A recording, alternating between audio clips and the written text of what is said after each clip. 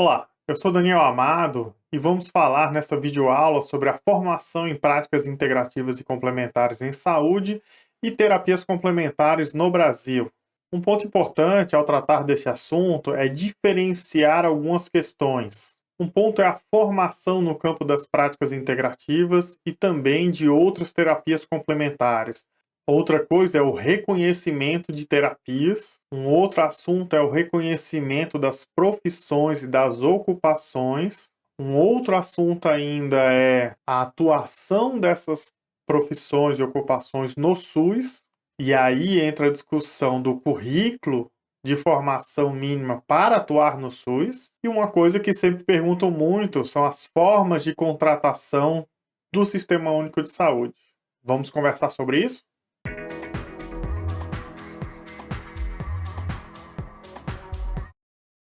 Uma questão fundamental é que a Organização Mundial da Saúde reconhece e valoriza as medicinas tradicionais complementares integrativas e recomenda a sua integração nos sistemas oficiais de saúde por meio da regulamentação das práticas, dos praticantes e dos produtos.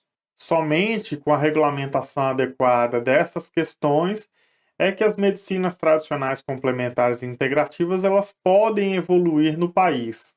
Então, quanto à regulamentação das práticas no Brasil, um ponto importante é que não existe um órgão geral que define quais são as práticas que podem ser realizadas no país. Desta forma, não existe um lugar único que diga que tais práticas são permitidas e outras não. No caso dos profissionais de saúde, das profissões regulamentadas, existem os conselhos profissionais, que a partir do seu código de ética e também das resoluções estabelecidas pelo conselho que orientam a prática profissional, muitas práticas integrativas e complementares são reconhecidas para a atuação daquela profissão. No entanto, é importante entender que cada conselho profissional define regras, diretrizes do funcionamento, da atuação da sua profissão.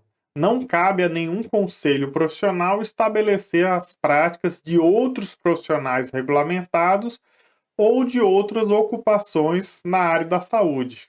Já o Ministério da Saúde estabelece um conjunto de políticas públicas de saúde que organiza o acesso a ações e serviços de saúde no Sistema Único de Saúde. Então, as políticas do Ministério da Saúde definem o funcionamento do nosso Sistema Único de Saúde. Porém, ele não cria regras para o funcionamento dos serviços que não estão dentro das ações e serviços do SUS.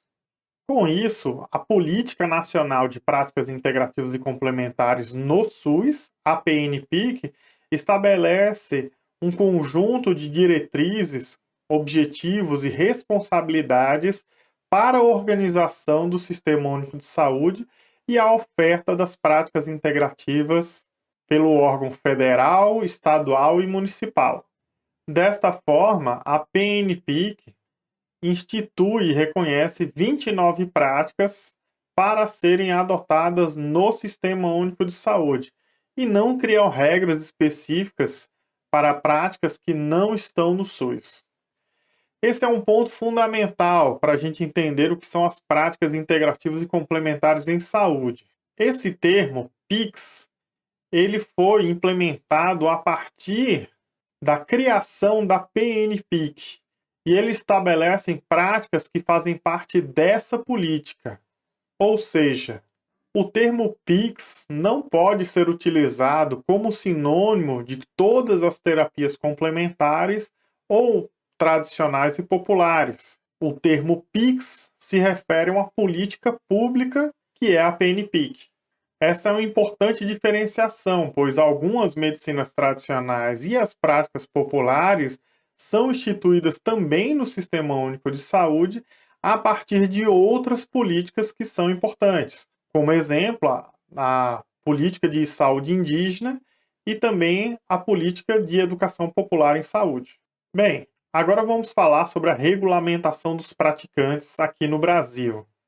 É importante entender que a nossa Constituição Federal, a nossa norma maior de organização da nossa sociedade, estabelece em seu artigo 5º que todos são iguais perante a lei, sem distinção de qualquer natureza, e que ninguém será obrigado a fazer ou deixar de fazer algo senão em virtude da lei, e que é livre o exercício de qualquer trabalho, ofício ou profissão, atendidas as qualificações profissionais que a lei estabelecer. Esse é um ponto fundamental que nós vamos detalhar daqui para frente. Então, as profissões que são regulamentadas por lei devem seguir estritamente o que está na lei.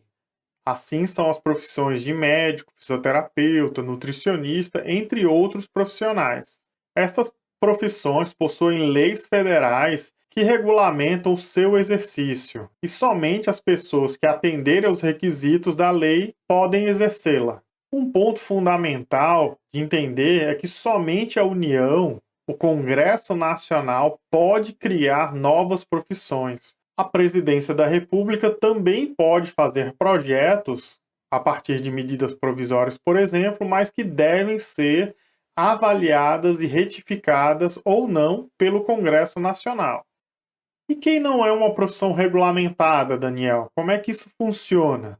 Considerando a nossa Constituição Federal, que estabelece as regras das profissões que devem seguir aquilo que a lei estabelece, os outros trabalhos, ofícios e ocupações no campo da saúde são reconhecidos pelo Ministério do Trabalho e Emprego, a partir da Classificação Brasileira de Ocupações, a CBO. E esta tem por objetivo demonstrar as atividades profissionais e ocupacionais no país. Também é a partir da CBO que hoje tem a organização do e-social. Então, as pessoas são contratadas no serviço público ou no serviço privado a partir da sua descrição na CBO. Isso é um ponto fundamental para a nossa conversa. Já as ocupações são reconhecidas no campo das PICs, podemos citar algumas como o arteterapeuta, musicoterapeuta, o naturólogo, o técnico em acupuntura, quiropraxista, massoterapeuta, terapeuta holístico, entre outros. E quem regulamenta a formação? Neste caso, cabe ao Ministério da Educação estabelecer os critérios para a formação nacional. Assim, o MEC define critérios para o ensino de graduação, de pós-graduação, em nível técnico e de tecnólogos. No entanto, o MEC não define critérios para os cursos que têm uma carga inferior ao nível técnico, chamando esses cursos de cursos livres. Já os produtos na área da saúde no Brasil são regulamentados pela Agência Nacional de Vigilância Sanitária, que é um debate que ficará para uma outra aula.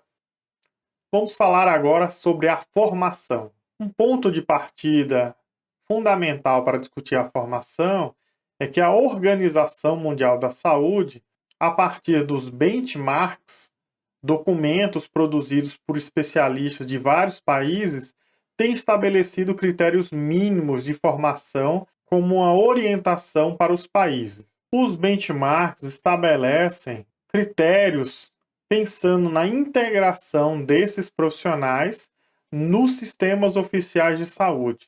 Desta forma, a Organização Mundial de Saúde busca o reconhecimento e a formação de qualidade dos praticantes tradicionais, e também a possibilidade de profissionais da área da saúde também ter uma formação complementar à sua formação de base para atuação no campo destas práticas. No caso de pessoas que não têm uma formação prévia na área da saúde, eles têm estabelecido em torno de 2.500 horas como uma formação mínima para algumas dessas práticas.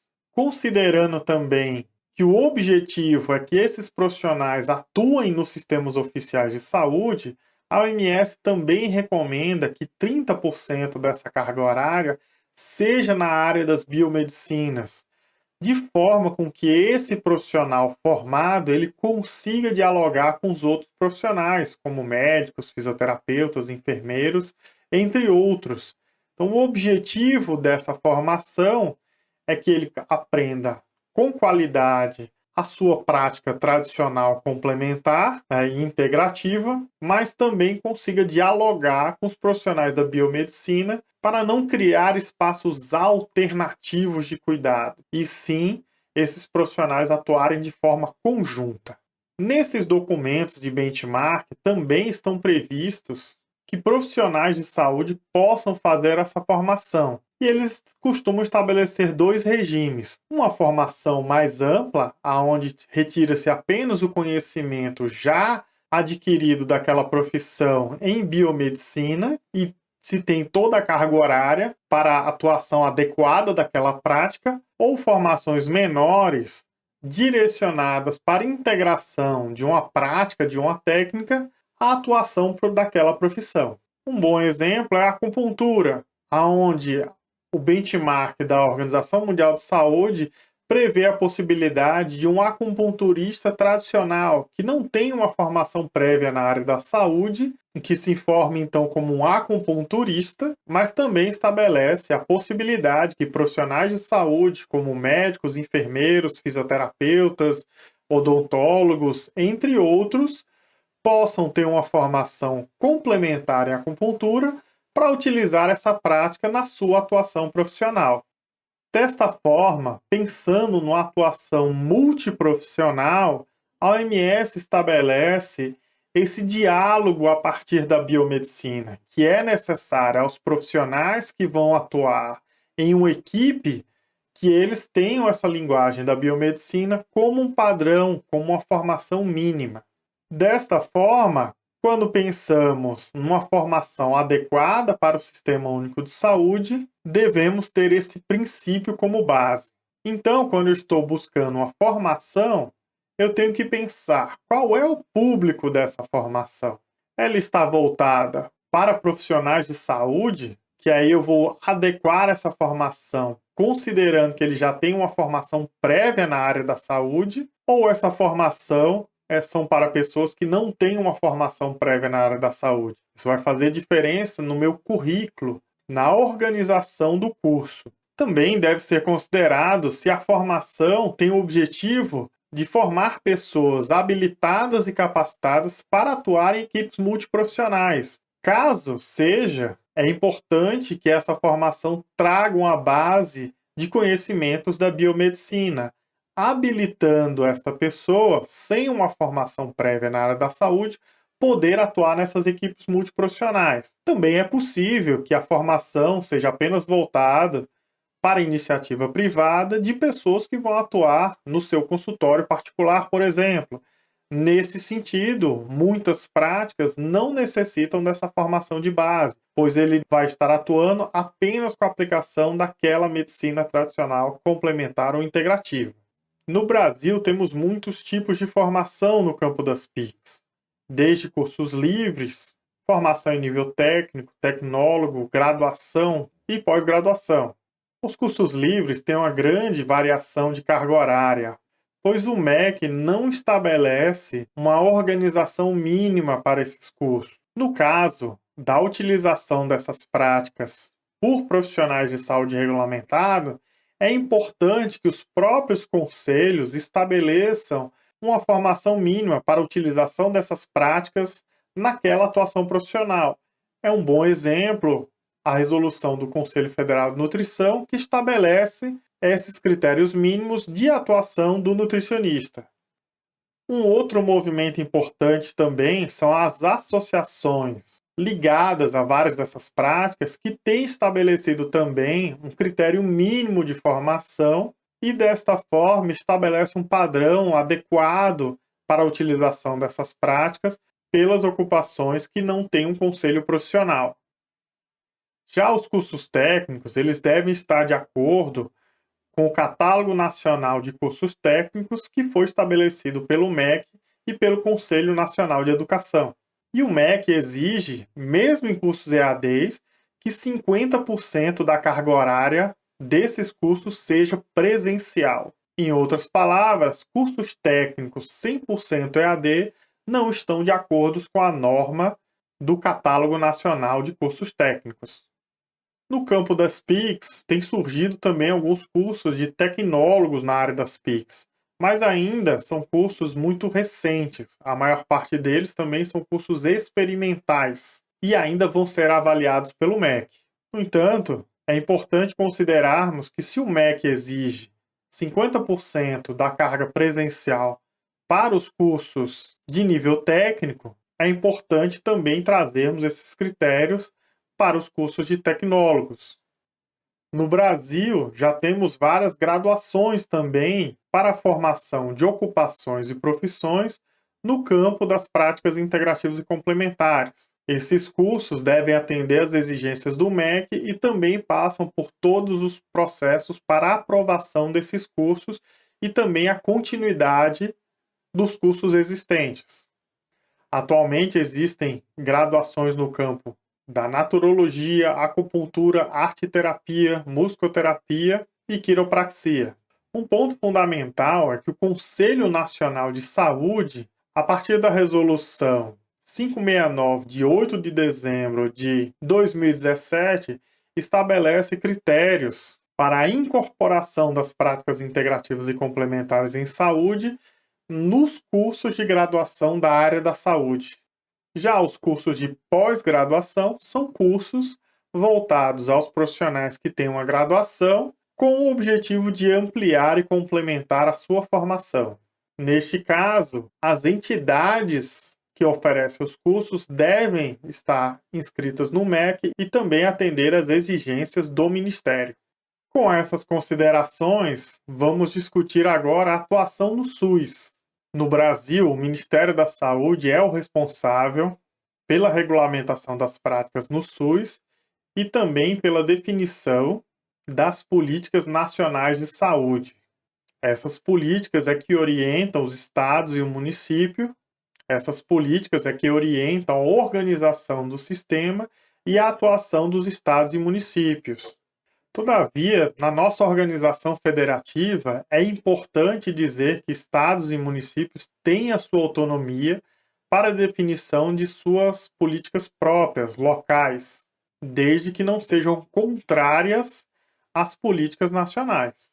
Por exemplo, a PNPIC, ela estabelece uma política nacional, não sendo necessário os estados e municípios estabelecerem normas próprias. No entanto, os estados e municípios podem e devem estabelecer suas normas locais para trazer as características da sua região e atender às necessidades de saúde local. Um grande exemplo é que até 2017, algumas políticas locais, como a política distrital e também a política municipal de Recife, estabeleciam mais práticas do que aquelas encontradas na Política Nacional de Práticas Integrativas. Esse é um ponto fundamental de entendermos que o Ministério da Saúde não regulamenta profissões. E essa atividade é exclusiva do Congresso Nacional. Então, muitas vezes, ocupações no campo das práticas integrativas solicitam ao Ministério que regulamente, que reconheça profissões no campo das PICs, e esse não é o papel do Ministério da Saúde. Essas demandas devem ser direcionadas ao Congresso Nacional. E também não é o Ministério da Saúde que reconhece as profissões e ocupações para atuação no SUS.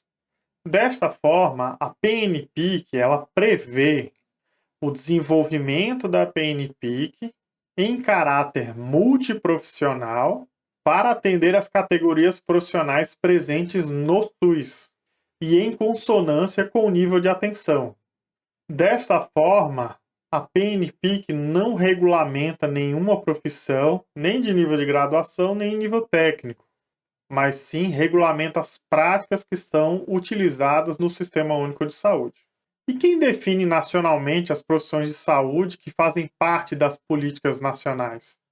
Esta definição é realizada pelo Conselho Nacional de Saúde, que a partir da sua resolução 218 de 6 de março de 1997, resolve reconhecer como profissionais de saúde de nível superior as seguintes profissões: assistentes sociais, biólogos, profissionais de educação física, enfermeiros, farmacêuticos, fisioterapeutas, fonoaudiólogos, médicos, médicos veterinários, nutricionistas, odontólogos, psicólogos e terapeutas ocupacionais.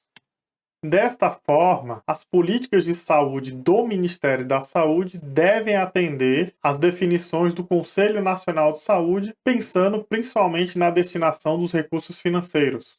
Isso não tira a autonomia de estados e municípios na destinação de recursos e políticas, prevendo outras categorias profissionais e de ocupação a partir de normas e definições locais e de critérios do controle social específico. Assim, podemos observar que vários municípios têm ampliado as categorias profissionais e ocupações em suas políticas de saúde. Dito isso, uma ampliação das profissões e ocupações a nível nacional depende de uma ampla discussão no Conselho Nacional de Saúde. Desta forma, quando pensamos num currículo para atuação no SUS, é importante que o curso tenha uma carga horária suficiente para que o profissional adquira habilidades e competências na atuação da sua prática e também tenha conhecimentos de biomedicina para uma atuação multiprofissional. O último ponto são sobre as formas de atuação no SUS. É importante sabermos que todo serviço público prevê a realização de concursos para a oferta de ações e serviços que sejam permanentes. Para situações emergenciais ou temporárias, é possível ao órgão público realizar uma contratação temporária, seja de uma pessoa física ou uma pessoa jurídica. Quando falamos de concurso, o órgão deve estabelecer um critério impessoal para a seleção pública, não podendo direcionar essa contratação para uma escola específica de formação, para um indivíduo. Ele deve ser impessoal, caracterizando o cargo e a função que a pessoa vai exercer. Desta forma, o cargo deve estar de acordo com a classificação brasileira de ocupação. Desta forma, as ocupações que têm um CBO específico, eles podem realizar concurso público para aquele cargo. Porém, profissionais que não têm um CBO específico, principalmente os de cursos livres, não possuem uma CBO específica, ou ainda têm se definido a partir de um CBO equivocado. Um grande exemplo é a questão do terapeuta holístico, que segundo a CBO precisa de uma formação técnica e segundo o MEC essa formação é de no mínimo 1.200 horas. Atualmente, muitas pessoas que se definem como terapeuta holístico, caso venha realizar um concurso, muitos deles não vão ter os critérios estabelecidos pelo MEC e Ministério do Trabalho para atender o que está definido na CBO.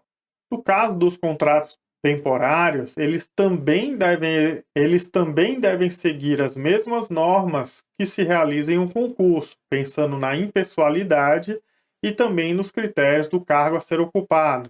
No caso de pessoas físicas, ele vai fazer uma seleção pública para a seleção dos candidatos, e no caso de uma pessoa jurídica, é necessário abrir um processo público de contratação ou uma licitação, caso couber.